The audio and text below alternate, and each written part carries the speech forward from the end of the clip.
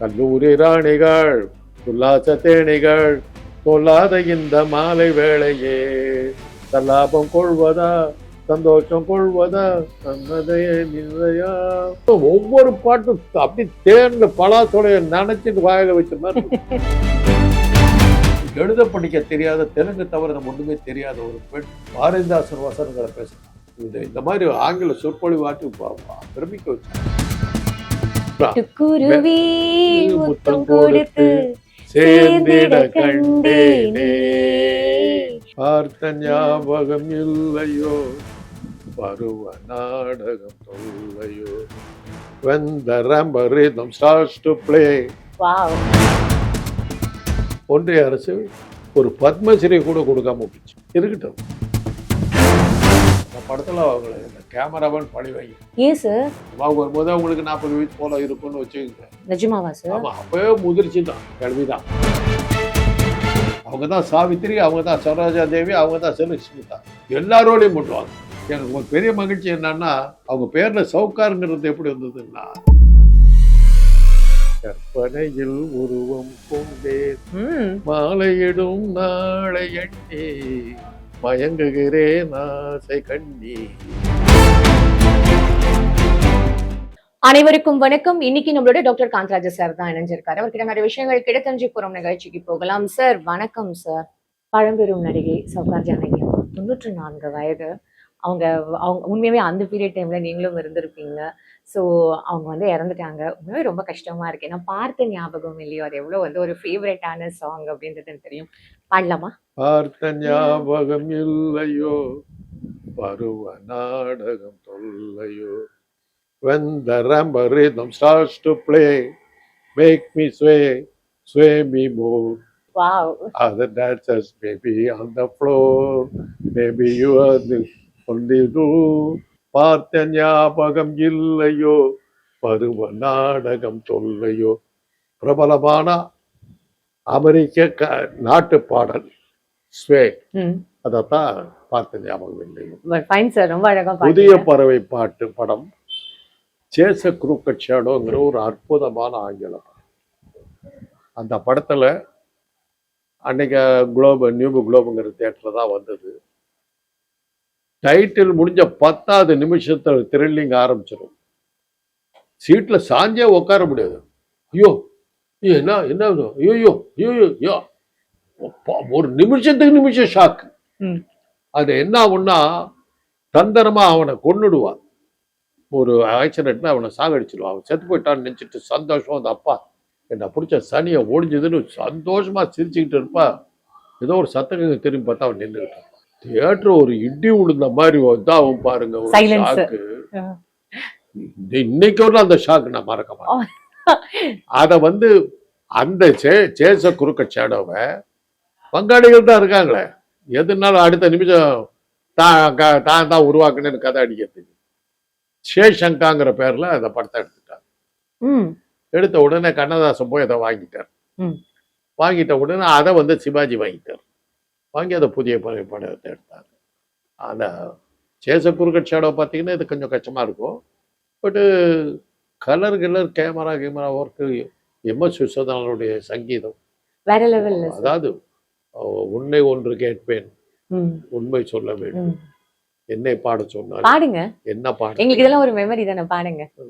அப்புறம் இன்னொரு பாட்டு இருக்குமே, அப்புறம் முத்தம் கொடுத்து சேர்ந்திட கண்டேனே, செவ்வானம் கடலினிலே கலந்திட கண்டேனே, முத்து விரித்த மலரினிலே வந்து மூந்திட கண்டேனே, மூங்கிலே காடு வந்து ஓதிட கண்டேனே. அதை விட இதுதான் எனக்கு பிடிக்கும். என்ன சாங் சார்? உன்னை ஒன்று கேட்பேன், உண்மை சொல்லவே, எல்லாத்தையும் தூக்கி அடிச்ச பட்டே தெரியுமா? ஆஹா மெல்ல நடமேதி என்னாகும், முல்லை மலர் பாதம் நோகும், உந்தன் சின்ன இதழ் விளையாடும், பண்ண சிங்காரம் வேந்து விடும். அதுல சரோஜா தேவி சில்வர் கலர்ல ட்ரெஸ் பண்ணிட்டு வருவாங்க. இவர் உடம்பெல்லாம் தெரியுற மாதிரி ஒரு ஷர்ட்டை போட்டுக்கிட்டு பிச்சு உதறி இருப்பாங்க. Super sir. ஐயோ, இன்னைக்கு ஒரு ரெக்கார்டு, அது என்னன்னு தெரியாது. எங்கே நிம்மதி பாட்டுக்கு அதான் தமிழ் பட உலகில் ஒரு பாட்டுக்கு மிக அதிகமான வயலின்கள் பயன்படுத்தப்பட்டது. அந்த பாட்டுக்கா சார்? எங்கே நிம்மதின்ற பாட்டுக்கு தான் மிக அதிகமான வயலின்கள் பயன்படுத்தப்பட்ட பாட்டு. அந்த மாதிரி ஒன்றிய அரசு ஒரு பத்மஸ்ரீ கூட கொடுக்காம விட்டுச்சு. இருக்கட்டும், அதை நான் தான் சொல்லுவேன். அதை ஒரு தடவை பேசும்போது சொன்னேன், ஜெயலலிதா தான் கேட்டாங்க, போய் உங்களுக்கு பத்மபூஷன் வாங்கிக்கலாங்க. அம்மா எல்லாம் நான் இதெல்லாம் வாங்கிட்டேன்னு நினச்சிக்கிட்டு இருக்காங்க பாட்டாட்ட. வேண்டாட்டார். நான் அப்புறம் அவர் பக்கத்து கொடுத்தா எனக்கு சாந்தோம்ல ஒரு நாள் பேசிக்கிட்டு போது, நல்ல காலங்க தமிழ் சினிமா உலகில் ஒன்றிய அரசால் அவமானப்படுத்தப்படாத ஒரே ஆள் நீங்க தான். என்ன சொல்றேன், பத்மஸ்ரீ பத்மபூஷன் இதெல்லாம் சொல்லி அசிங்கப்படுத்துறீங்க, தப்பிச்சுக்கிட்டீங்களே, அந்த கேவலம்லாம் உங்களுக்கு வரலையே. சிரின்னு சிரிச்சாரு. என்னன்னாரு, மேக்கப் போடுறவனுக்கெல்லாம் கொடுத்தாச்சுங்க, உங்களுக்கு கொடுக்கலன்னா என்ன அர்த்தம், அந்த கிளார்க்கு போய் பார்க்கணுங்க. இப்படிலாம் இருக்குதான்னாரு. ஒரு 5 நிமிஷம் ஒரு கிளார்க்கு கிட்ட சொல்லியிருந்தா உங்களுக்கு வேணுங்கிற டைட்டில் போட்டு எழுதி அந்த லிஸ்ட்ல கொடுத்துட்டு போயிருக்கோம். அப்துல் கலாம் வந்ததுக்கு அப்புறம் தான் அது கொஞ்சம் சீராச்சு.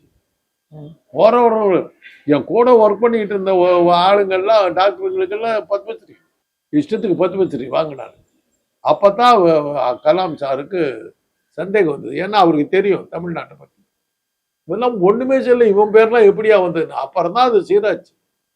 சரி, அது ஓகே, விட்டுருங்க. அதை இது சொல்ல வரேன்னா, விஸ்வநாதன் மாதிரி நவீன மியூசிக் அப்போ பயன்படுத்தினவங்க பார்க்க முடியாது. சிந்தசைசர்லாம் அவர் தான் கொண்டார், கம்ப்யூட்டர் மியூசிக்கெல்லாம் அவர் தான் கொண்டார்.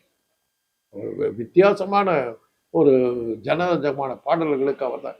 இன்னைக்கு அந்த பாடல்கள் உங்களாலையும் பாட முடியாது. நேற்று போட்ட மியூசிக் உங்களுக்கு ஞாபகம் இருக்கு? இல்ல சார், அந்த விஸ்வநாதன் போட்டதும் ஜி ராமநாதன் போட்டதும் கேவி மகாதேவன் போட்டதும் இன்னைக்கு நம்ம மனசுல இருக்கு. சௌகார் ஜானகியோட இன்டராக்ட் பண்ணிருக்கீங்களா? உங்களுக்கு நீங்க அவங்களோட பழக்கம் இல்லை. ஒரே ஒரு சந்தர்ப்பம் கிடைச்சது. டெல்லியில திருவள்ளுவர் சிலை வைக்கத்தான் முடிவு எடுத்தாங்க. இந்த சிலை அமைப்பு கமிட்டி ஒரு நிதி வசூல் பண்ணாங்க எல்லாத்துக்கிட்டையும். அதுல எங்க அண்ணன் அப்போ நாடாளுமன்ற உறுப்பினர் இருந்தாலும் அவர் தான் அந்த முன்னாடி நின்று எல்லாம் செஞ்சுக்கிட்டு இருந்தார். அதனால அந்த குழுவோட நானும் சேர்ந்து போயிருந்தேன். அப்படி போகும்போது இதுதான் சார் நடிகை சௌகார் ஜானகியோட வீடுன்னாங்க. அதை கமிட்டியில இருந்த ஒருத்தர் இருந்துக்கிட்டு அவங்க கிட்ட போய் கேட்டாங்க, என்னான்னு. எப்போ அவங்க தெலுங்குக்காரு, திருவள்ளூர்னு கேட்டால் அவர் யாருன்னு கேட்டாங்கன்னு நம்ம என்ன பண்ணுறது, போய் பார்க்கலாம் சார். போனோம். ரொம்ப கரெக்டாக வந்தாங்க, விசாரிச்சாங்க. எல்லாம் விசாரிச்சு கேட்டுட்டு என்ன பண்ணோன்னாங்க. இந்த மாதிரி ஒரு நான் சொல்றது 60-70 வருஷத்துக்கு முன்னாடி 1000 ரூபாய் கொடுத்தாங்க. அன்னைக்கு 1000ங்கிறது இன்னைக்கு 1 லட்சம் 2 லட்சம் சமானம். 1000 ரூபாய் உடனே செக் எழுதி கையில கொடுத்துட்டாங்க. 2 வீடு தாண்டி ஒரு அன்னைக்கு பிரபலமா இருந்த, அதுக்கப்புறமும் பிரபலமா இருந்த ஒரு பிரபல நகைச்சுவை நடிகர் வீட்டுக்குள்ளார எங்களை விட்டு 2 வீடு தாண்டி. நான் தான் சொன்னேன், வேண்டாங்க, சினிமாக்காரங்கிட்ட போய் திருவள்ளுவருக்கு செலவிக்கிறோன்னா அவர் எந்த படத்தில் நடிச்சுக்காருன்னு கேட்பான். அந்த வம்பே மாட்டான். அவங்க நாலேஜ் அவ்வளவுதான். அதை நாம தான் புரிஞ்சுக்கணும். சௌகார் ஜானகி அம்மா குணச்சித்திர வேடம் ஆகட்டும் சரி, இல்ல சீரியஸான ஒரு காம்பினேஷன்லயும் ரொம்ப நல்லா நடிச்சிருக்காங்க. எனக்கு அவங்கள பத்தி ஒரு நினைவு ஷேர் பண்ணணும்னா, எனக்கு ஒரு பெரிய மகிழ்ச்சி என்னன்னா, தமிழ்ல அவங்கள அறிமுகப்படுத்துறது சேலம் மாட்டன் தியேட்டர்ஸ். அப்படியா சார்? வளையாபதி படத்துல தான் அவங்க முதல்ல வந்தாங்க. அதுக்கு அவங்க பேர்ல சௌகார்ங்கிறது எப்படி வந்ததுன்னா, சௌகார்ங்கிற ஒரு தெலுங்கு படத்தில் நடிச்சாங்க. இன்னொன்று சொல்லணும், டீப்பா போகணும்னா, ஜானகி ஒரு குடும்ப வாழ்க்கையில தான் இருந்துகிட்டு இருந்தாங்க. அவங்க தங்கச்சி கிருஷ்ணகுமாரி தெலுங்கு பட உலகனுடைய முடிசூடா ராணி. அவங்க தான் சாவித்திரி, அவங்க தான் சரோஜா தேவி, அவங்க தான் செல்வஸ்மிதா. எல்லாரோடையும் பண்ணுவாங்க. கிருஷ்ணகுமாரின்னா அப்படி கிரேஸ், அப்படி ஒரு அழகு அவங்க. என்.டி. ராமராவ், நாகேஸ்வர ராவ், காந்தாராவ் எல்லாத்துக்கும் அவங்க தான் ஹீரோயின். அவங்க மூலமா தான் இவங்க வந்தாங்க சினிமா. வாழ்க்கையில் ஏற்பட்ட சில சோகங்கள்னால அவங்க நடிக்க வேண்டிய கட்டாயத்துக்கு வந்தாங்க. தெலுங்குல இந்த சௌகாருங்கிற படத்துல அவங்களுக்கு ரோல் கிடைச்சது. படம் சூப்பர் டூப்பர் ஹிட். அதில் தான் அவங்க பேருக்கு முன்னாடி சவுகார்னு வந்தது. அதை வந்து ஹிந்தி பேருன்னு நினச்சிக்கிட்டு ம். சவுன்னா ஹிந்தியில் 100 கார் வச்சிருக்காங்க, அதனால அவங்களுக்கு சவுகார் பேர். இப்படி எல்லாம் கூத்தடிச்சாங்க அந்த காலத்தில். அப்போ வந்து டிஆர் சுந்தரம் கண்ணில் பட்டு வளையாபதி படத்துக்கு அந்த மலை ஹீரோயினை போட்டுருக்காரு. ம், ம், ம். என்ன வேடிக்கைன்னா அதுக்கு வசனம் எழுதினது பாரதிதாசன். ஓ பாரதிதாசனுடைய வசனங்கள் படு செந்தமிழ். ஆந்திராவை சேர்ந்த தமிழே தெரியாத அந்த அம்மா தான் அவ்வளவு கஷ்டப்பட்டு படிச்சு கிளீனா பேசு. அப்பெல்லாம் அந்த ப்ராம்ப்டர்ன்ற கூட ஒரு இருக்காது இல்ல சார்? அந்த சிஸ்டம்லாம் கிடையாது. அப்புறம் இவங்களே அத சினிமா ஷூட்டிங்ல அது பிரச்சனை இல்லம்மா, கட் பண்ணி எடுத்துக்கணும். அது டிராமாவில தான் உங்களுக்கு ப்ராம்ப்டர் ஒன்று சொல்லி கொடுக்கணும், கட் பண்ண முடியாது. சினிமாவில் வந்து இது அப்படின்னு சொல்ல, இன்னைக்கு டிஜிட்டல் வந்த பிறகு அது கூட இல்லையே. வீட்டுல வந்து எல்லாம் வேணுங்கிறதெல்லாம் ரெக்கார்ட் பண்ணிட்டு அப்புறம் கூட நடிக்கலாம், அப்புறம் நடிச்சுக்கலாம், அதான் ரெக்கார்ட் பண்ணுவோம் அப்படின்னு. ஆனா என்னன்னா அந்த படத்துல அவங்களுக்கு இந்த கேமராமேன் பழி வாங்கிட்டார். ஏன் சார்? அவங்களுக்கு அப்ப வர சினிமாவுக்கு வரும்போது அவங்களுக்கு 40 வயசு போல இருக்கும்னு வச்சுக்கோங்க. நிஜமாவா சார்? ஆமா, அப்பவே முதிர்ச்சி தான், கல்விதான், இளமையே கிடையாது. சாவித்திரி இவங்கெல்லாம் வந்து இளமையா இருந்ததா நாங்க கற்பனை கூட பண்ணி பார்த்தோம், எப்படி இருந்திருப்பாங்கன்னு கூட தெரியாது. ஏன் இவங்கெல்லாம் அந்த ஏஜ் வரும்போதே அவங்க எல்லாம் வந்து 30-40 வந்தவங்கம்மா. உள்ள காலேஜ் ஸ்டூடெண்ட் வருவாங்க. எல்லா கொடுமையிலும் உச்சகட்ட கொடுமை வந்து எம்ஜிஆர் குமரி கோட்டாங்கிற படத்தை வந்து ஸ்டூடெண்டா வருவார், காலேஜ் ஸ்கூட்டர் வருவார், 2 கை போதும். எம்ஜிஆர் பத்தி ஒரு வார்த்தை சொல்லணும். இது சொல்றேன், நாங்க பட்ட அவத்தையும் சொல்றேன். இதெல்லாம் சினிமா அந்த காலத்துல. அப்போ அந்த கேமராமேன் அந்த அம்மாவை அவங்களுக்கே கொஞ்சம் வயசாயிடுச்சு. கேமராமேன் நியாயமா என்ன பண்ணுன்னா ஒரு நல்ல ஆங்கிள்லன்னு ஒவ்வொருத்தருக்கும் ஒரு ஆங்கிள் ஒன்று இருக்கும். My best angle. என்னை வந்து இந்த சைடை எடுத்தா தான் நான் நல்லா இருப்பேன், இந்த சைடுல எடுத்தீங்கன்னா அசிங்கமா இருப்பேன். அதனால அந்த சைடுக்கே போக மாட்டாங்க. அது அந்த ஜெயின் கெல்லி ஒரு படத்துல காட்டுவார், சிங்கன் இந்த ரெயினுங்கிற படத்துல. அதை இதை மூஞ்சி இப்படி வைக்கும் போது, that's not my right angle, this is my right angle, place the camera this side. அப்பதான் எனக்கு தெரிஞ்சுது இதெல்லாம் கேமராவில் நம்ம அதெல்லாம் அந்த ப்ரொஃபைல் செட்டிங்னு சொல்லுவாங்க சார். ஒரு அசிங்கமான ஒரு ஆளை கூட அழகா காட்டுறது வந்து கேமராமேனும் மேக்கப் மேனும் அதை செய்யலை. வளையாபதியில் அவங்க செய்யலை. அதனால அவங்க வளையாபதி முடிச்ச உடனே அவங்களுக்கு வந்திருக்க வேண்டிய பேர் வரல. அதுக்கப்புறம் அவங்க வந்து இதெல்லாம் பண்ணாங்க. ரொம்ப இது என்னன்னா, நீங்களாம் பிறந்த கூட இருக்க மாட்டீங்க. எதிர்நீச்சல்ங்கிறது அப்ப டிராமாவாகும். எதிர்நீச்சல் சார் நாகேஷ் வந்தவர், அது நாகேஷ் தான் ஹீரோ. அதுல கே பாலச்சந்தர் கே பாலச்சந்தர் ஒரு வங்காளத்தை நாடகத்தை எடுத்துட்டு வந்து தமிழ்ல பண்ணாங்க. அத பட்டு மாமியா வருவாங்க. அதுல மடிசார் கட்டிக்கிட்டு ஒரு ஸ்டெப்பு போட்டு நடப்பாங்க. டிராமா பார்த்தவங்களுக்கு தான் தெரியும், சினிமாவில் அது காட்ட முடியல. ஏன்னா சினிமாவில் எல்லாமே க்ளோஸ் அப் ஷார்ட்டாக இருக்கிறது, நடக்கிறத வந்து பெருசாக எடுக்கணும். டிராமாவில் அவங்க நடக்கிறது கிளீனாக பார்க்குறோம்ல, அந்த மாதிரி அவங்க சவுகார் ஜானிக்கு வர்ற சீன்லாம் சிரிச்சு வெடிச்சு போயிடும். அந்த மாதிரி பண்ணாங்க. அதப்பா அடுத்த அம்புஜத்தை பார்த்தேன் சார். இப்போ வரைக்கும் அந்த பாட்டு ஃபேமஸ் தான் சார். அது அன்னைக்கு வந்து அந்த படத்தை தூக்கி விடணுங்கிறதுக்காக கூந்த மற்ற பத்திரிகைலாம் எதிர்நீச்சல் மாதிரி நாடகம் பூலகத்துல வந்தது எல்லாமே எழுதி தள்ளினாங்க. அது வேற விஷயம் அப்படின்றீங்க. ஆமா, அது சவுகார் ஜானிக்கு அது நல்ல பேர் கிடைச்சு. சார் பாமா விஜயம் சார், பாமா விஜயம் அது A Letter to Three Wives அப்படிங்கிற ஒரு இங்கிலீஷ் படம். அதுதான் பாலச்சந்தர். பாலச்சந்தர்னாவே சொல்ல வேண்டியதில்லை, அவர் ஏதோ ஒரு இங்கிலீஷ் படத்தை காப்பிச்சிருப்பாரு. அது அந்த இது அதுல சவுகார் ஜானிக்கை விட ஜெயந்தி அதுல நல்லா பண்ணுவாங்க. நாகேஷ்க்கு அவங்க இதுவா வருவாங்க. ஓகே, சூப்பரா இருக்கும்ல சார். சார் மாலை குடும்பத்தோட ஒட்டுன கதை. அன்னைக்கு இருந்து நடுத்தர குடும்பங்கள் பட்ட அவத்தை அந்த படத்தில் நல்லா. அப்பவே அந்த கடன் அந்த இதெல்லாம் வந்து வாடகை சோஃபா 30,000 ரூபாய் விலைக்கு வாங்கி, வாடகை சோஃபா வாடகை 30 ரூபாய் விலைக்கு வாங்கினா 10,000 ரூபாய் அப்படின்பாரு. அது மாதிரி பாட்ட வரும். எவ்வளவு அந்த அர்த்தமுள்ள ஓடித்தனமான ஜம்பத்துக்காக எப்படி எல்லாம் செலவுப்படுது மத்தியதர குடும்பங்கள் நல்லா வந்துடும். உண்மையாவே அவங்களோட மெமரிஸ் எல்லாம் வந்து அது அவங்க நடிச்ச படங்கள். சார் இந்த பாட்டு பத்தி சொல்லுங்க சார். மாலை பொழுதின் மயக்கத்திலே, அது பாக்யலட்சுமிங்கிற படம்.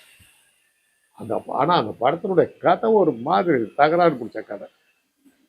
இவங்களுக்கு இதெல்லாம் பேர் சொன்ன ஒரு கதைகள், கதையினால அது அடிபட்டுச்சு. இன்னும் சொல்றேம்மா, விஸ்வநாதனுடைய அற்புதமான பாடல்கள் வந்த படம் வந்து பாக்கியராஜ். காதல் என்னும் வடிவம் கண்டு கற்பனையில் உருவம் கொண்டு மாலையிடும் நாளை எண்ணி மயங்குகிறேன் ஆசை கண்டு. அப்புறம் இன்னொரு பாட்டு இருக்கு, ஈவி சரோஜா பாடின பாட்டு. அதில் வந்து வாழை பொழுதின் மயக்கத்துக்கு வந்து ஒரு பாட்டு. ஆமா சார், நான் அந்த பாட்டு தான் கேட்டு எனக்கு ரொம்ப பிடிச்சிருந்தது சார் அந்த சாங்லாம். அதை விட எனக்கு இந்த காதல் வடிவம் கண்டேன் பாட்டு. என்ன பாட்டு அது, பாருங்க. காதல் என்னும் வடிவம் கண்டேன் கற்பனையில் உருவம் கொண்டேன் மாலையிடும் நாளை எண்ணி மயங்குகிறேன் ஆசை கண்ணி காதல் என்னும் வடிவம் கண்டேன். ஓ ஓ சூப்பர் சூப்பர் காந்தராஜ் சார், கலக்குறீங்க. பொழுதாகும். சரி, எனக்காக என்னோட ஃபேவரட் பாடிடுங்க, மாலை பொழுதின் மயக்கத்திலே. மாலை பொழுதின் மயக்கத்திலே நான் கனவு கண்டேன் தோழி. அதுக்கப்புறம் எனக்கும் தெரியல. ஃபைன் சார், உண்மையாவே இந்த ஸ்வீட் மெமரிஸோட அற்புதமான பாட்டு. அவங்க வந்து அவர் அந்த கதாநாயகனுடைய முதல் மனைவி அவருக்கு அது மறந்துட்டு இருக்கும், சௌகார் ஜானகி. அது அவருக்கு திடீர்னு ஞாபகம் ஒரு தனியா வீட்டில் இருக்கும்போது அவரை கதாநாயகன் கெடுத்துற மாதிரி கதை கர்ப்பாயிடுவான். அந்த கதையை வந்து அன்னைக்கு யாருமே ஏத்துக்கல. அவர் கல்லூரி ராணிகள் உல்லாச தேனிகள் சொல்லாத இந்த மாலை வேளையே தல்லாபம் கொள்வதா சந்தோஷம் கொள்வதா தன்னதையே நிலையா, இந்த மாதிரி பாட்டெல்லாம் அதுல இருந்தது. அவ்வளோ இருக்கும். ஒவ்வொரு பாட்டும் அப்படி தேர்ந்த பலாச்சோடைய நினைச்சிட்டு வாயில வச்ச மாதிரி அப்படி போட்டிருந்தார் எம். எஸ். விஸ்வநாதன். படத்துக்கு விமர்சனத்துக்கு அப்பாற்பட்ட படம்னு எழுதிட்டார்.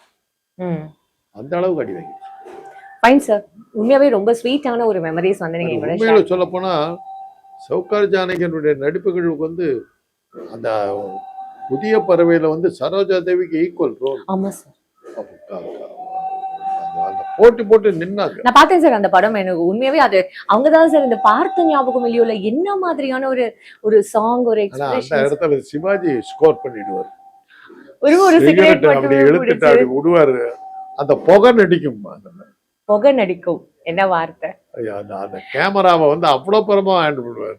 அந்த பார்த்த ஞாபகம் இல்லையோங்கிறதுக்கு தகுந்த மாதிரி புகை போகும். இப்ப போய் பாக்குறேன், இன்டர்வியூ முடிச்சுட்டு அதே மாதிரி 2 படம் சிகரெட்லயே சீனை ஓட்டுனது வந்து 2 படம். அந்த நாள் படத்துல வில்லியோட அவர் பேசிக்கிட்டு இருப்பார் சிவாஜி. சிகரெட்டை குடிச்சு அந்த புகையை விட்டுக்கிட்டே பேசுவார்.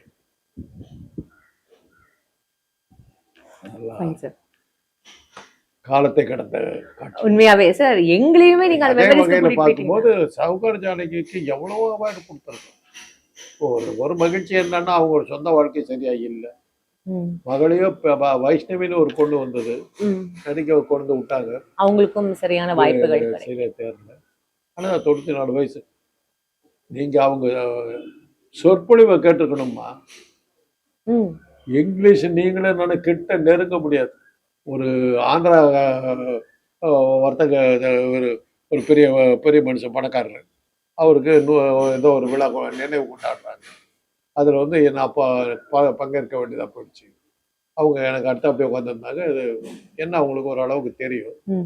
பக்கத்தில் ஜட்ஜி அவர் தான் தலைமை வச்சிருந்தாங்க. இந்த அம்மா எந்திரிச்சு பேசிட்டு உட்காந்துது. ஜட்ஜி என்ன கேட்டாரு, இந்த அம்மா என்ன படிச்சிருக்கேன் தெரியல, எப்படி நான் தமிழ்ல பேசுறதா என்ன பேசுறது தெரியல, இங்கிலீஷ் பேசுறதுக்கு பயமா இருக்கு. அந்த அப்பேற்பட்ட டிக்ஷன், அந்த pronunciation வார்த்தைகள், the way they articulate themselves அப்படினு சொல்லுவாங்கல. so we use the choice of words. அதாவது எழுத படிக்க தெரியாத, தெலுங்கு தவிர நம்ம ஒண்ணுமே தெரியாத ஒரு பெண் பாரதிதாசன் வசனங்களை பேசுறாங்க. இந்த மாதிரி ஆங்கில சொற்பொழிவு வாட்டி பிரமிக்க வச்சாங்க. பல திறமைகள். ரொம்ப வந்து எங்களையும் நீங்க அந்த மெமரிஸ்க்கு கூட்டிட்டு போயிட்டு வந்துட்டீங்க காந்தராஜா சார். எவ்ரி டைம் வந்து whenever I talk to you சொல்ல வேண்டியது கடமை. வயதாகிதான் இறந்துருக்காங்கிறது வேற விஷயம். எந்த வயசுல இறந்தாலும் இறப்பு தான். அது சோகம். True sir. எந்த சந்தேகம். நன்றி சார், ரொம்ப அழகா ஷேர் பண்ணுங்க.